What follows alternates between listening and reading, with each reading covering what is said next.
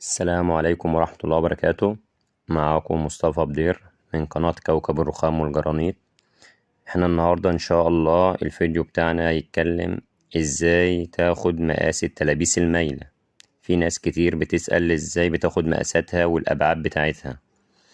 خلونا مع بعض ويلا بينا.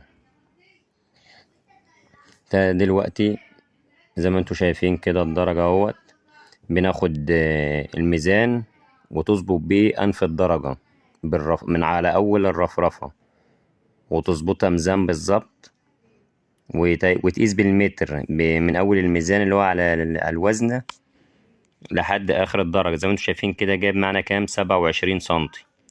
ده النايم بتاع الدرجة. والواقف انت بتقيس الدرجة هنا معانا 16 سنتي. ال16 سنتي دول هتزود معاهم ال10 أو ال15 قيمة الوزرة اللي هتبقى ماشية معاك على البسطة. يعني لو الدرجة 16 والوزرة 10 هتظبط معاك، هتبقى 26 سنتي، والعدل من ورا على 10 سنتي. يبقى الارتفاع 26 على 10 سنتي، ويبقى الميل مظبوط عليه. لو الوزرة معاك 15 فبتخلي العرض من تحت 15 ومن فوق هتبقى 31 سنتي.